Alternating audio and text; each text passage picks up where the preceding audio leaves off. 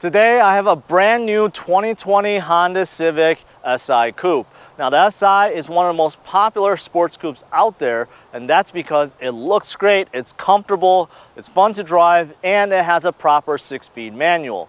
But for this 2020 model year, Honda did a refresh, so there are minor tweaks on the outside, inside, and other small changes that makes this SI even better.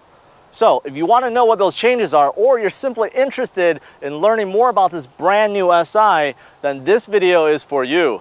Stay tuned. First, I want to give big thanks to Honda of Laos, which made this video possible. So if you're in the market for a brand new or used Honda, make sure you check them out. Their URL is in the description below. The Civic SI still retains its aggressive styling, but for this new refresh, there are subtle tweaks that make it look even better. The center grille is now revised, as well as the brand new LED headlights. The large fake vents on the bottom are still there, but there is a new painted crossbar that adds some pop and layering to the look. Overall, I'm a big fan of the front end. I think it looks fantastic. The side profile of this coupe sees no changes. It already has a good shape and to me looks more natural than the hatchback Civics. The 18-inch matte black wheels have a new design for the 2020 year. The back of the SI still looks great. The large LED taillights have black accents and the bottom bumper has been revised. The large center exhaust tip still looks very sharp on this coupe. Of course, let's not forget that huge wing also on the deck lid. As for the engine, the 2020 Civic SI utilizes a 1.5-liter turbo 4-cylinder that pushes 205 horsepower and 192 pound-feet of torque. The SI only comes with a 6-speed manual. However, for this refresh, Honda put in a new final drive ratio that is 6% more aggressive, which should shave off a few tenths from the 0 to 60 time. The trunk of the SI is a good size, although there isn't much back here. You can fold the seatbacks down for more space, however. Underneath, there is no spare tire. You will have to use this Honda tool if you're in a pinch. Now I'm in the second row, and to get back here is not so easy for adults. Kids, maybe. You do have to slide the seats forward and then lean it forward as much as possible. Then you have some room to get back here.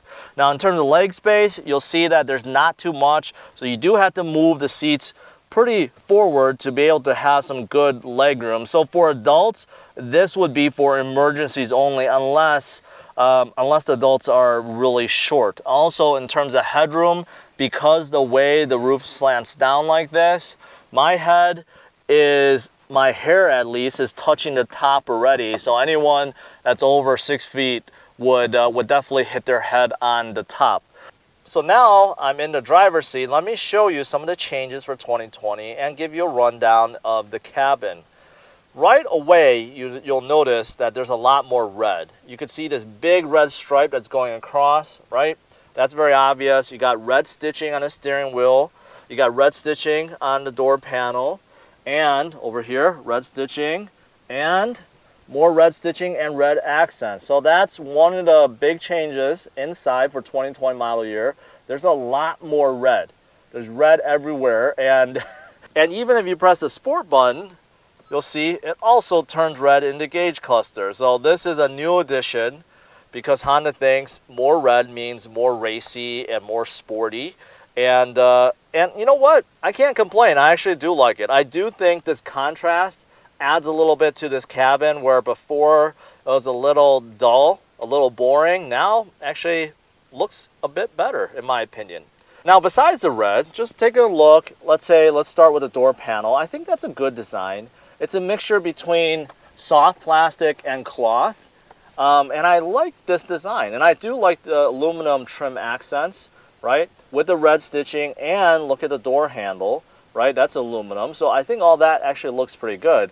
And then flowing into the dash, right? This is simulated carbon fiber trim. It adds a layer element to the dash. All right, let's start with the infotainment system. So as you can see, it is a large touchscreen and it has physical buttons. So that works in conjunction and they all work pretty well. So if you go to home, you can see these are the main options: audio, info, Honda Link, phone settings, smartphone connection, and you can scroll left, you can scroll right, and I mean it's pretty responsive. The interface looks okay. It's not the most modern interface, but I do think it works. And again, take a notice, it's red. Of course, the background is red. And Apple CarPlay, Android Auto is both standard on this SI, so no worries about utilizing our smartphone. That is all good. Something else that has nothing to do with infotainment system that is brand new for this 2020, and that is a whole suite of safety features, part of Honda Sensing. And let me show you what those are, because you can adjust it. So if you go to settings and you go to vehicle and then you go to driver assist system setup, and you could see what those are. So now you get forward collision warning distance. Okay, so it does tell you if you go crash into something, and it will auto brake for you. Adaptive cruise control, lane keep assist, and road departure mitigation. So those are 4 standard things, part of Honda Sensing, that is now standard on this brand new SI. This is climate control. This is as simple as it gets. You can hit climate, and then you could adjust it, AC on or off, your mode, fan control, and of course you could just use these physical buttons as well, and also turn these knobs if you wanted to. So really simple. You also get heated mirrors rear defroster, so that'll come in handy in the winter. Now moving down here, you do see a USB plug and a shelf over here. That USB actually goes down over there. As you can see, it's plugged in over here, right? And you get another shelf over here, which is a really interesting design. You get a shelf, you get like a little space for, I don't know, your phone or maps, if anyone carries physical maps anymore. So that's a cool design, a dual shelf layout. And while I'm down here, take a look at those sport pedals. Those actually look really nice. All right, now moving back up here, 6-speed manual. All right, so I can't wait to test this out. Now, I've driven a Accord Sport recently, and I loved that shifter and the transmission. So let's see if this is the same or behaves differently. Now, sport button, okay, brake hold, auto parking, and then this is really cool. You could adjust this armrest a number of different ways. First of all, in its current position, it's revealing one cup holder, right? Now, there's another one. If you want to reveal that, just push this back. And that's pretty cool. And if that's not enough, you can push the cup holder out to reveal a third cup holder, one that's massive that could fit a 2-liter bottle. So that is really cool. And you got an extra USB port that's all the way down there. It's kind of hidden down there. But I always thought this is really cool. For those of you guys that want a 2-liter Mountain Dew because you're driving to White Castle at 2 a.m., this is perfect for it. All right, so there's that. And then this also lifts up, and then you got a coin tray that also slides forward and backwards, and you can slide this all the way front, and then it reveals a big storage area. So this is really cool. You could adjust this like 10 different ways or 20 different ways, and you could tell Honda really put a lot of thought behind this. Now moving to the steering wheel, this is a proper steering wheel. I like this design. I do like the aluminum that's around that matches the door panels, right? I like that look. Now in terms of buttons, there's not that many, and that's a good thing. Over here, it's all for adaptive cruise control. Over here, volume, the menu, phone control, and so forth. All right, so speaking of menu, if you press this, take a look.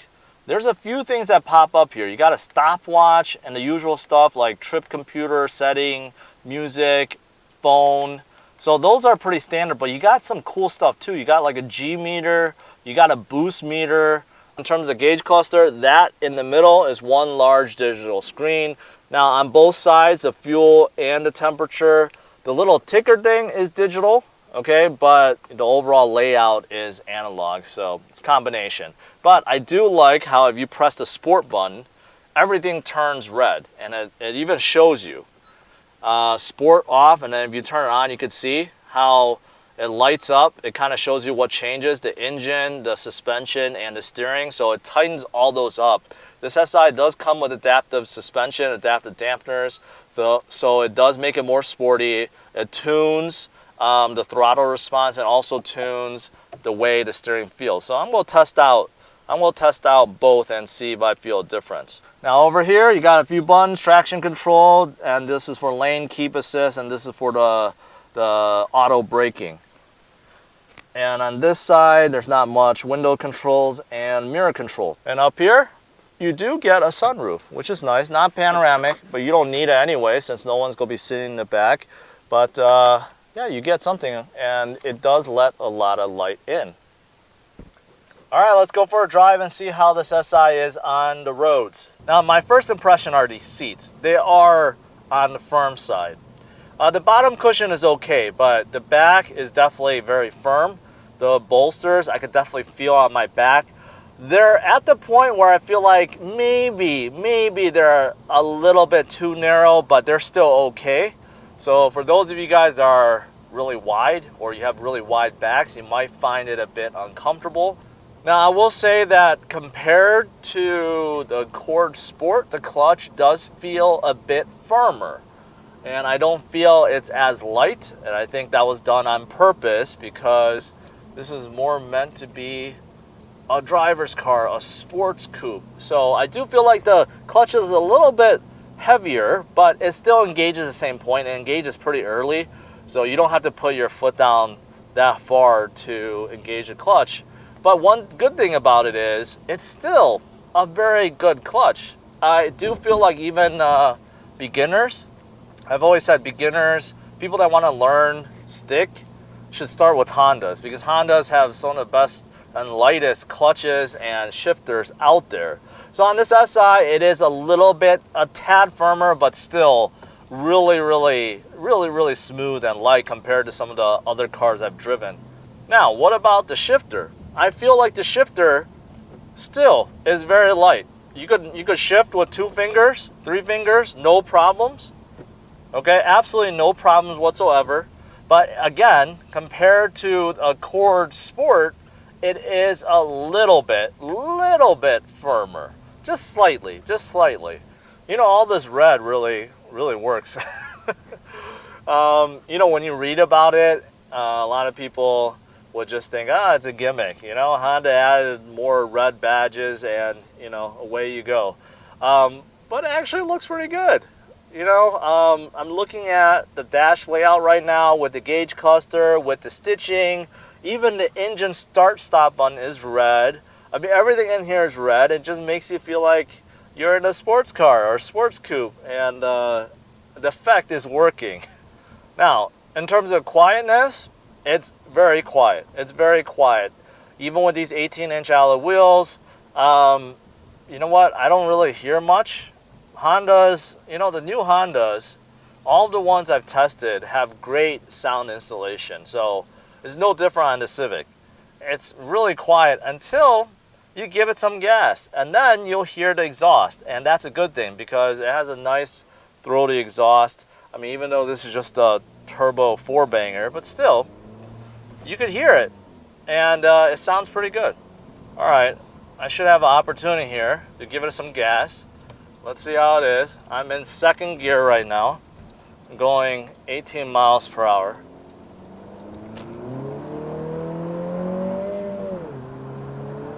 Pretty good, pretty good. Got up to about 55 miles per hour. I had to stop because this car's in front of me, but good amount of power.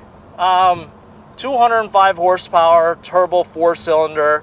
So it definitely is lively. It's lively, decently quick, but not super quick.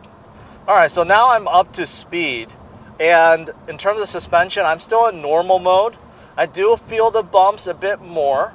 It's a comfortable suspension, but I do feel the bumps a little more. So definitely the suspension is tuned stiffer to give it a more sporty ride. And pretty soon I'm going to turn into Sport and see if I feel a difference.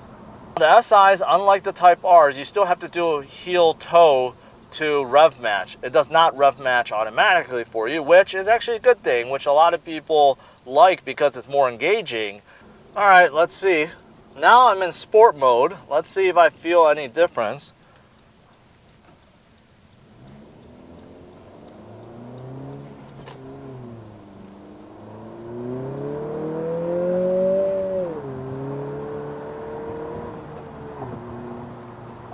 In sport mode, I didn't really feel it much on acceleration. I felt like it was about the same. I got up to about 55, 58 miles per hour. It's about the same.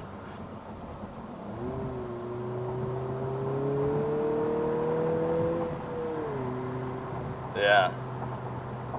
You know, you just can't beat the torque of a turbo. It just, you know, it's just the passing power, because the torque is like instant, and man, it's definitely lively. You're gonna have no problem passing in this Civic Si. Passing people, getting up to speed, definitely not a problem. This is a great daily driver. Now, when I reviewed the 19 Civic Si sedan, I thought that was like a really good daily driver car, because it was spacious, comfortable, fast. You know, it was fun to drive. And this is pretty much the same way, except Honda improved it. It's better. Normally, in sport mode for automatics, you'll feel the throttle difference because the revs hold higher for you in every gear. Well, but in a 6-speed, you're controlling your shifts anyway, so you don't really feel it. At least I don't. One fear I still have about shifters with R all the way to the right is I'm afraid shifting from 5 to 6, I go into reverse. But that hasn't happened yet. I mean, you really have to like shove it to the right to go in reverse, so it's really not an issue, but psychologically, I keep thinking about every time I shift to 6.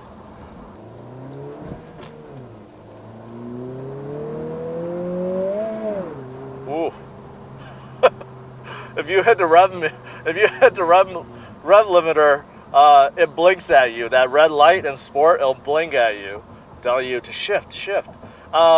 So in terms of visibility, I find it's pretty good. All sides is pretty good, with the exception of the rear. The rear window would be fine if it wasn't for the wing getting in the way. So the wing does get in the way, so you got to get used to that. Otherwise, the front and sides are really good. So in terms of the steering, it's pretty good. In sport or normal, it feels the same to me. I really can't tell the difference, but it has a heavier feel. This leather or pleather that's covered in is kind of slippery, so I wish it was less slippery and a little bit more cushion. But overall, I think the steering feel is pretty good. As for the price, this brand new 2020 Civic Si Coupe is coming right at $25,000, which is only a few hundred more than the 2019 model, but you're getting a whole lot more with this new year. Next, let's talk about the good and bad to this brand new Civic Si. Starting with the good, the aggressive exterior was improved with this refresh. It still has a great engine with a proper 6-speed manual. There's good interior size along with a good sized trunk. There's now new standard safety features from Honda Sensing. The cabin is modern along with a great infotainment system. And finally, the Civic Si provides great fuel economy. As for the bad, there are a few. The rear wing blocks rear visibility. The sport seats are a tad narrow. You can't adjust the seatbelt position. And finally, the Si could use some more power. Overall, I'm ranking the Civic Si with a score of 89. And if you want to see how that compares among its peers, then check out driversonlyrankings.com. Thanks for watching, guys. Make sure you hit the like and subscribe to the channel if you haven't already, and check out some of these other videos.